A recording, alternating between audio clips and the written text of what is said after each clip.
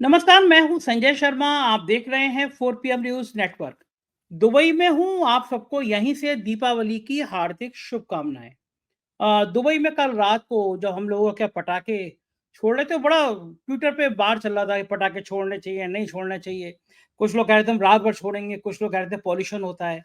लेकिन मैं दुबई में देख रहा था भारतीय बहुत सारे हैं और रात के 2 बजे तक, ढाई बजे तक मैं सड़कों पे था और पूरा दुबई में ऐसा लग ही नहीं रहता कि मैं अपने देश में नहीं हूँ।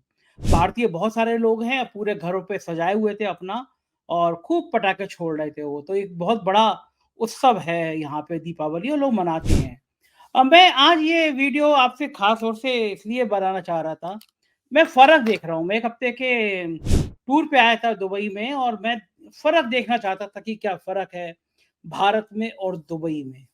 तो कुछ मूल बातें हैं जो मैं आज आपसे शेयर करना चाहता हूँ। मैंने देखा कि मुझसे एक सवाल बहुत लोग पूछते थे, मतलब जो कट्टर हिंदुत्व की बात करते थे, उनसे मेरी बहस हो जाती थी तो वो मुझसे पूछा करते थे कि कोई भी ऐसा मुसलमान देश बताइए जहाँ पे हिंदू शांति से रहता हो।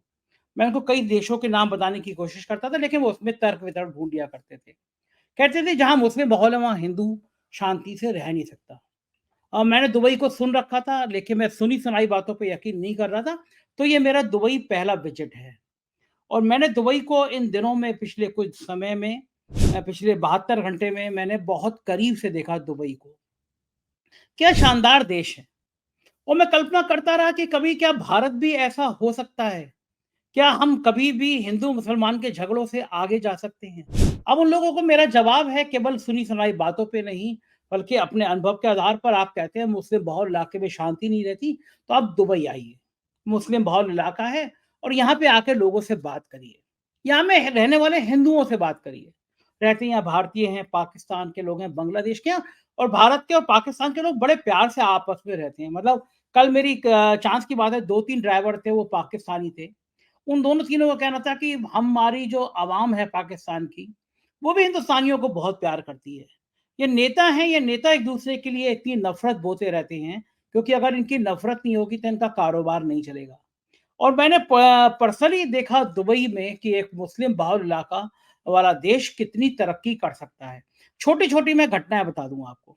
आप कहीं जा रहे हैं, गाड़ी के बोनेट पे आपने अपना पर्स रख दिया, मोबाइल रख दिया, भूल गए, आप कहीं चले गए। आप 2 घंटे बाद लौट के भी आएँगे तो आपका पर्स और आपका मोबाइल वहीं रखा मिलेगा। किसी की हिम्मत नहीं है कि वो उसको छू ले। ना महिलाएँ यहाँ पे रात के 3 बजे, 4 बजे, अमित शाह जी वाला डायलॉग नहीं है कि महिलाएँ 12 बजे ज्वेलरी पहन के निकल सकती हैं।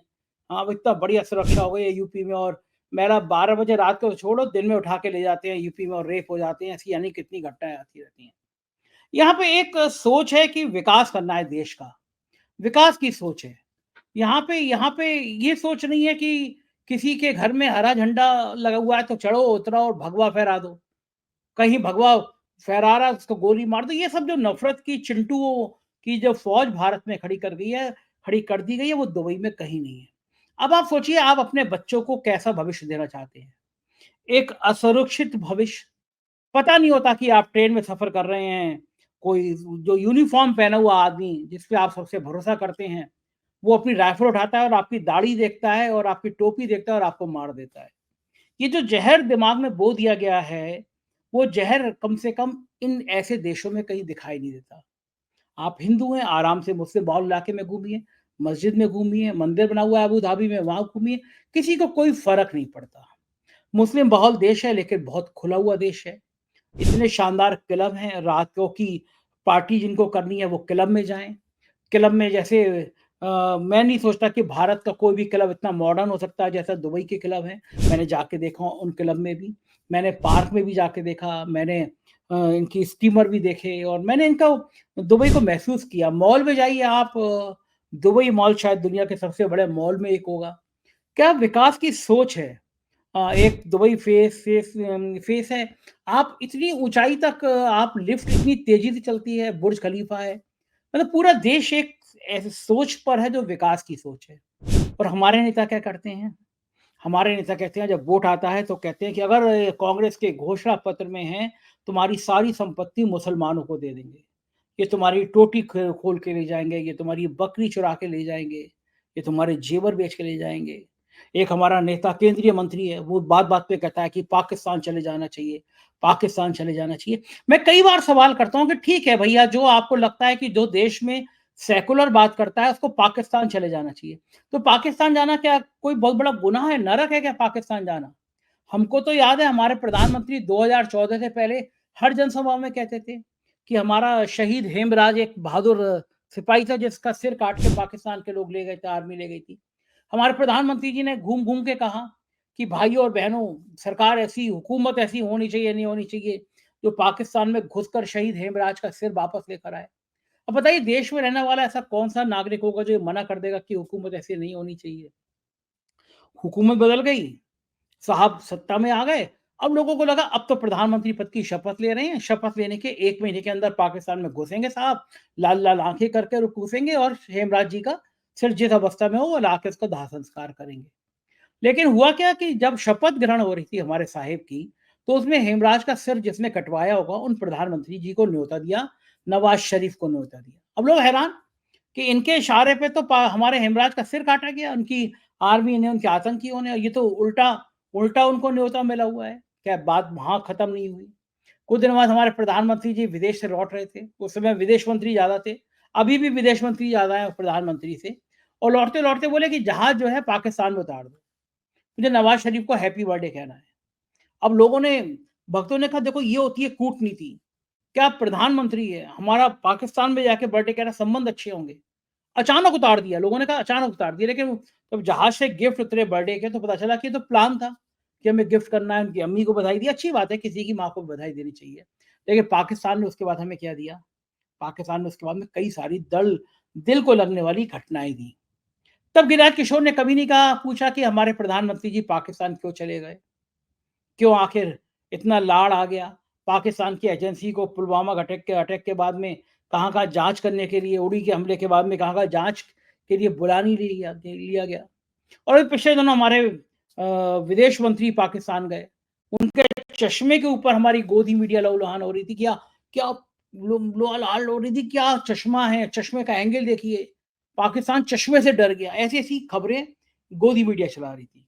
अब गिरिराज जी से पूछो, ये जो किसी भी मीटिंग में भाग लेने गए, अगर आपको पाकिस्तान इतना बुरा लगता है तो आप मना कर देते, उस मीटिंग को अगर वहाँ रखी जाएगी तो हम नहीं जाएँगे, लेकिन कुछ नहीं किया गया। ये फ़र्क है। तो मैं दुबई की बात कर रहा था कि दुबई में इतना खुलापन, कहीं कट्टरता नहीं। आप अपने धर्म का, जो धर्म का आचरण करना चाहते हैं वो करिए। लेकिन यहाँ के शासक का कोई ऐसा अनुशासन नहीं है जो आपको सड़कों पे दिखाई देता हो। लेकिन ये बात तय है कि अगर आपने यहाँ पे कुछ अनुशासन तोड़ने की कोशिश करी, तो फिर उसके बाद आप दुबई रह नहीं पाएँगे। कहाँ-कहाँ कैमरे लगे हैं आपको नहीं पता। पूरे दुबई में कैमरे का जाल बिछा है। कल हम सफारी करने गए, रेत में डियर सफारी करने गए, तो ड्राइवर बता रहा था कि आपको आइडिया भी नहीं लगेगा कि आपके कैमरे कहाँ-कहाँ लगे हुए हैं। आपने 100 की स्पीड लगी है, 100 की स्पीड पे चलाइए, 120 की स्पीड है, 120 पे चलाइए। सब कुछ सेल्फ कंट्रोल, कहीं कुछ दिख नहीं रहा है, लेकिन पूरा दुबई एक कंट्रोल में लगा नज़र आ रहा है। तो हमारा भारत क्यों नहीं हो सकता? दुबई के शासक को कभी आपने देखा हो कि मुस्लिम लोग इकट्ठे हो जाओ, इस्लाम खतरे में, हिंदू खतरे में, ये सब करते हुए देखा है? ये सब हमारे देश से कब खत्म होगा? हमारे देश के जो नेता हैं, लाइन से देख लीजिए आप, एक बार नेट पे सर्च कर लीजिए, कौन से नेता का बच्चा भारत के स्कूल में पढ़ता है? कौन-सा नेता बीमार पड़ जाने पे भारत के स्कूलों में इलाज कराता है? नेता अपने बच्चे पढ़ाएँगे विदेश में। नेता अपने बच्चों की नौकरी चाहेंगे विदेश में, और यहाँ के लोगों से क्या चाहेंगे? यहाँ के लोगों से चाहेंगे कि वो जाए ऊपर, मस्जिद में झंडा फहरा दे, भगवा झंडा फहरा दे, किसी के घर में घुस जाए, किसी के घर में घुस के झंडा फहरा दे, उसके बाद आतंक मचा दे, और फिर शहरों में आग लग जाए, गाँव में आग लग जाए। ये सब नफ़रत का जो बाज़ार खड़ा कर दिया गया है भारत में, वो पता नहीं कब होगा। हम कल्पना कर सकते हैं कि भारत कभी ऐसा मौका आए कि भारत भी दुबई जैसा डेवलप शहर हो। अब आप मुझे सोचिए कि आप बिल्कुल दिल पे हाथ रख बताइए, भारत का सबसे सुरक्षित राज्य कौन-सा है? कहाँ आपको हिंदू मुसलमान के फसादों की आग नज़र नहीं आती? जिन राज्यों में शांति है, जिन राज्यों में अभी सांप्रदायिक हिंसा की खबरें नहीं पहुँची हैं, सांप्रदायिकता का तवा नहीं चढ़ा है, वहाँ भी तवा चढ़ाने की कोशिश की जा रही है। क्योंकि सत्ता का मुख्य काम यही है कि आपके और किसी दूसरे मज़हब के बीच में एक दीवार खड़ी कर दी जाए। अब बताइए, टीवी चैनल ना बुलेटिन चला रहे हैं, स्पेशल शो चला रहे हैं, कटोगे तो बटोगे का क्या ज़बरदस्त रिएक्शन आया है। कटोगे तो बटोगे अब महाराष्ट्र में भी पॉपुलर हो गया। कटोगे तो बटोगे, मैं जो उल्टा बोल रहा हूँ कि बटोगे तो कटोगे। बटोगे तो कटोगे, ये नारा महाराष्ट्र में भी हो रहा है। बटोगे तो कटोगे नारा झारखंड में भी हो रहा है। हमारे टीवी चैनल पे शो चला रहे हैं कि बटोगे तो कटोगे। हमारे टीवी चैनलों पे बैठ के इसकी निंदा की जानी चाहिए कि एक देश के सबसे बड़े राज्य का मुख्यमंत्री, देश का प्रधानमंत्री इस देश में ये कैसे कह सकता है कि बटोगे तो कटोगे? किसने कौन किसको काटता है? और क्या अगर काट दिया तो फिर आप 10 सालों में कर क्या रहे हो? कहाँ कटा 10 सालों में? 11 साल हो गया होने को आ गया आपको। कौन-सी जगह पे केवल इसलिए कट गया कि बँट गए थे हिंदू? आप हिंदू को दलितों को आप मंदिर में नहीं चलने देंगे। दलितों को आप घोड़ी पे नहीं बैठने देंगे। क्यों आपने राम मंदिर का पुजारी ब्राह्मण बनाया? ब्राह्मण में कोई लाल लगे हुए हैं?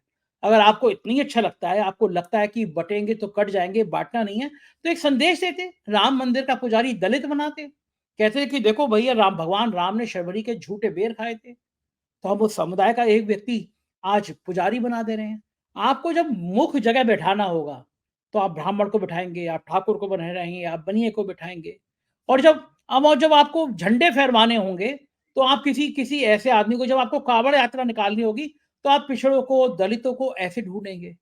क्योंकि आपको लगता है कि ये समुदाय तो वोट देने के लिए है। इस समुदाय से आप ये अपेक्षा नहीं करते कि वो समुदाय भागीदारी चाहेगा। तो अब आप अगर पिछड़ों और दलितों में एकता बन गई है, तो आप ये नारा देना चाहते हैं कि बँटोगे तो कटोगे, क्योंकि इस नारे से आपकी दुकान चल जाएगी ऐसी आपको आशा है। तो क्या ऐसी उम्मीदों के साथ क्या दुबई बन सकता है? भारत का कोई भी राज्य दुबई बन सकता है? ऐसी नीट एंड क्लीन सड़कें। हमारी गाड़ी जा रही थी, हमने कहा यार टोल टैक्स नहीं लगते। उसमें हमारे मित्र वो गाड़ी चला रहा था, उसने दिखाया ऊपर कि एक हमारा ओवरब्रिज था, उसके नीचे से एक गाड़ी निकली हमारी, ऊपर एक चलने के लिए फुटपाथ था और उसी के ऊपर कैमरे लगे थे। आपकी गाड़ी अगर 100 की स्पीड से जा रही है, 1 सेकंड आपको नहीं रोकनी, उसी समय आपका जो टोल टैक्स है वो कट जाएगा। और हमारे यहाँ दिल्ली, गुड़गाँव में चले जाइए आप रास्ते में, नोएडा की तरफ चले जाइए, टोल टैक्स के नाम पे किलोमीटरों की लंबी लाइन लग जाती है। ये हमारा भारत महान बना रहे हैं। और किन चीज़ों में बना रहे हैं कि आप विकास की डेवलपमेंट की बात नहीं कर रहे आप। मतलब बड़े-बड़े मॉडल ऐसे नहीं बना रहे। टूरिज़्म के नाम पे क्या बना रहे हैं? टूरिज़्म के नाम पर आप कोई मॉडर्न तरीका नहीं अपना रहे। आप अमेरिका से आए हुए व्यक्ति को कह रहे हैं कि नहीं, नहीं, नहीं, यहाँ पे आपको ना हम लोग बहुत बढ़िया गंगा जल देंगे, गौमूत्र पिलाएँगे आपको, आपको गीता पढ़ाएँगे। ठीक है, बहुत अच्छी बात है, भारत की संस्कृति का विकास करना चाहिए। लेकिन आपके यहाँ से जो अमेरिका से टूरिस्ट आया है, वो सिर्फ़ आपके लिए गौमूत्र पीने और गंगा जल पीने और गीता लेने आया है। आपने उसके लिए घूमने-फिरने के लिए आगरा जैसा शहर आप जाके देखिए गंदगी का क्या भरमार है।